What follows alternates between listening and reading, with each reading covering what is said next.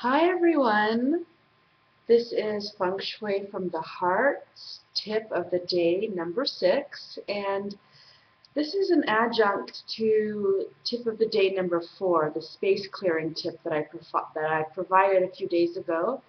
I received some response saying that some of you wanted more information and wanted more deeper instructions on how to space clear, exactly how it's done. So today I'm going to actually do a demonstration for you.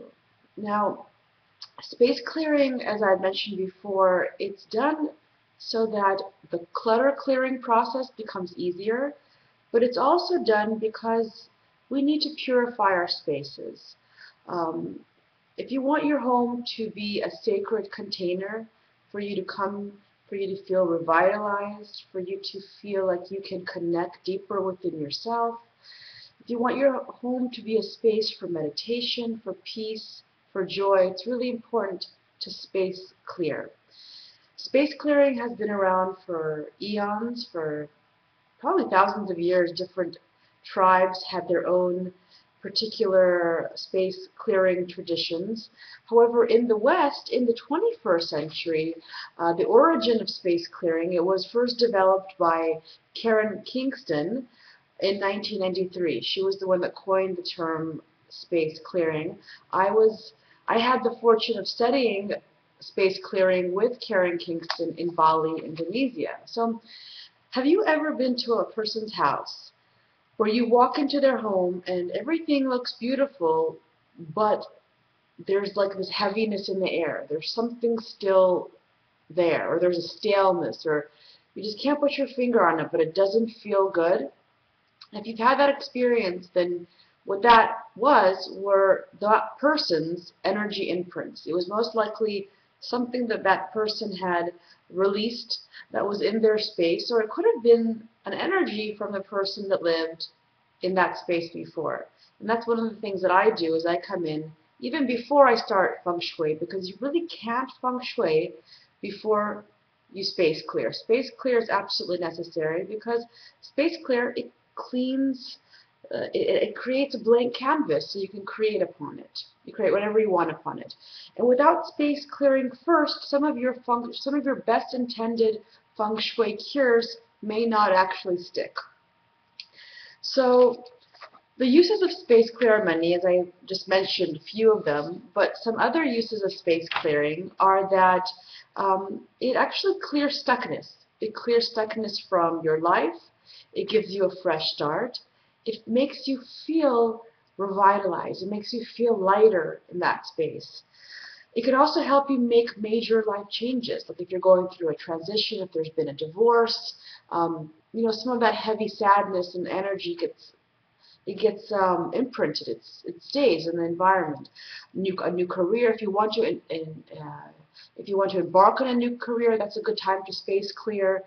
Or even a marriage. If you're getting married, that would be a good time to ritualize that experience through space clearing. Space clearing can be done whenever you feel you just need a lift. Okay. It also it can cleanse the space after illness or death. I'm just reading off a little list because there's a lot of uses for space clear, and I want to make sure that I give you as many of these as I can. It assists with fertility problems. It improves sex life. Okay, that's a good one. It restores the atmosphere that has been disrupted. That means if there's been a fight in the space, then the energy of that fight can stay there. And so we want to restore the atmosphere. It enhances profits in business. So there's so many benefits to space clearing. And it's one of those things where, if you don't know what else to do, if you've tried everything, space clear. So last time I talked about a blessing that I use, which was taught to me actually by my master teacher, Elnatan Batun. It's the BTB orange peel blessing, and all you need is an orange. And this is sort of how I start my space clearing processes. I use several tools, but this would be the very first tool that I start with. And like I said, all you need is an orange. You need a bowl. And you also need purified water.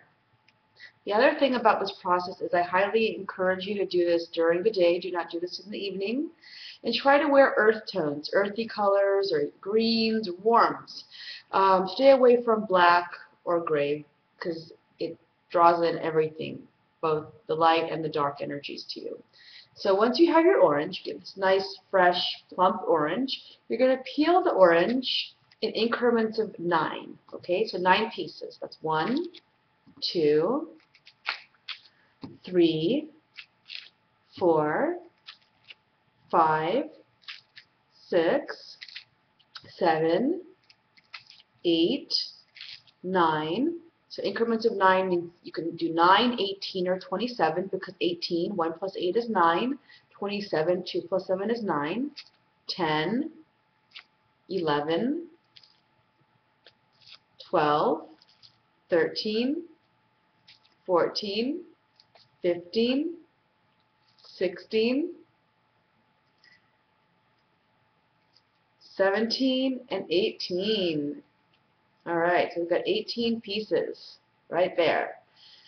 And you can either eat the orange or you could throw it away. I like to eat the orange after I've space cleared because it symbolizes sweetness that I'm bringing. Once we've cleansed everything, now I get my dessert.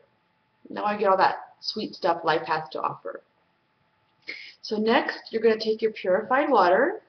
Okay, so we got some Whole Foods purified water, and we're going to fill our bowl. Okay. And then we're going to start from the front door. We're going to start from our front door, holding our bowl. We're going to say a little blessing, just a little prayer, asking for what it is that you want more of. So perhaps the prayer would be, I ask for cleansing, for clearing, for healing for my home.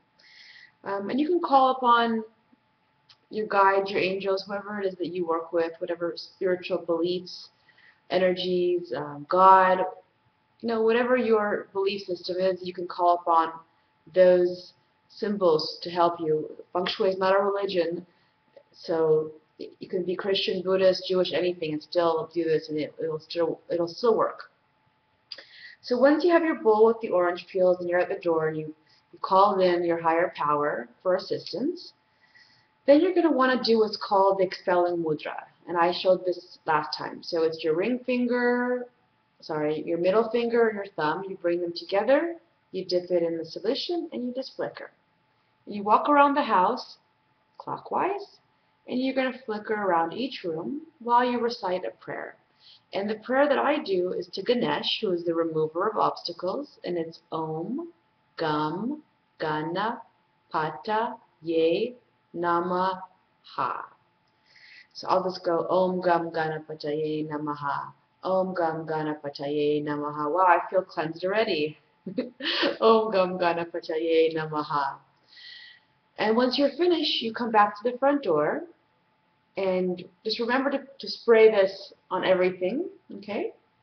You come back to the door and you say thank you because you want to affirm that the process is complete.